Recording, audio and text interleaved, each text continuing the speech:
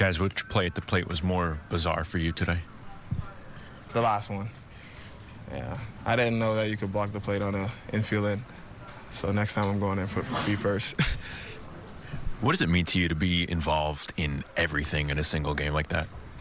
I mean, that's what I live for. You know, that's how I grew up playing baseball in high school, Little League. That's how I played. And I don't feel like it's no need to change. You ever run out of your shoes before? I think I have one time. But, like, this time I think it's because I was so sweaty. My socks were wet, everything, it just slipped straight out. I've never had that happen in that way. Not both, at least. Ran out of one, but not both. Never had both. Jazz, when you were called out on that second one, so you popped up and were arguing that he blocked the plate, right? Yeah, like the other guys were yelling that to turn like around the ball dropped. Yeah, I mean, I'm really on the there and now what happened of, you know, like before I even started sliding, he was already down, you know, so it's just like, it's crazy because he didn't have the ball before I started sliding, so I was like, that's 100% blocking the play. But he was like, hey, you can challenge that. That's when I was like, okay, bet. And then I looked at my teammates and they're like, touch the plate. I was like, okay, I'm gonna touch the plate. Jazz, when you scored the first run, we could see that the first shoe came off like before the impact with the catcher. When did the second shoe come off? The second shoe came off with the impact, I think. I've never had that happen. I've never had someone knock my shoes off. I've never had like that happen. So it was actually a surprise. I watched it a couple of times and laughed at it too. So. Are we supposed to call you Shoeless Jazz Chisholm now? Wow, is that how Shoeless Joe got his name? He ran out of his name? He ran out of his shoes? It was the 1910s. Oh, so he wasn't wearing shoes. Anything else? What did it feel like when the first one came off, coming down the line?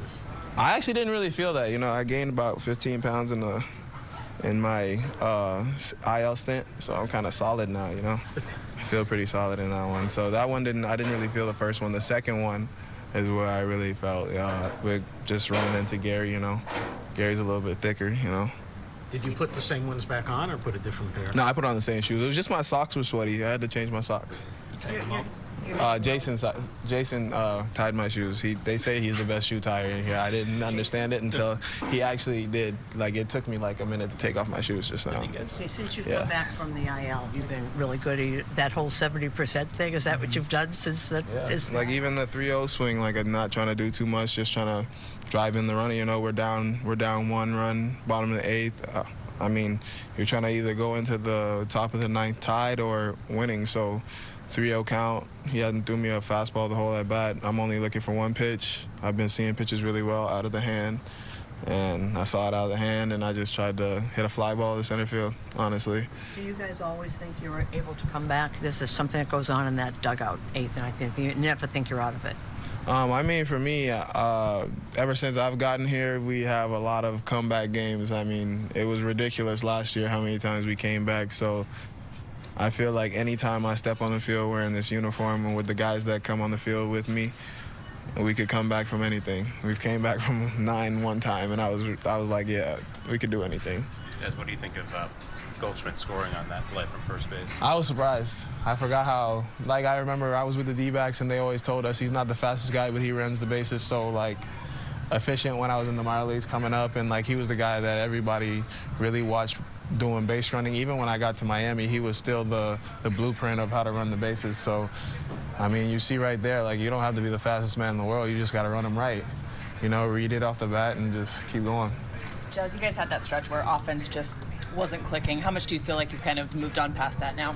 I mean, everybody goes through a rough stretch, man. I mean, like, we all do it. Like, I would just say, like, we got Derek Jeter, like, he's an example of, like, you know, you go through that rough stretch and you just got to turn around. Like, I think he just had a graduation speech the other day that we watched, and, like, he said it before in front of 1,000 people, and he always says it that, well, you're going to fail. Eventually you're going to fail. You know, it's just how you bounce back or how you cut it off, you know? And I feel like 7 games ain't going to kill us, you know? You thinking on 3-0 count there, he's going to come in with a fastball? Honestly, I didn't think he was going to throw a fastball. I was just looking for a fastball right there. I wasn't going to swing if it wasn't a fastball. You know, if he threw a slider or anything, I would have took it. But he threw a fastball. It was in the zone, and I just got on top of it and hit it the right way.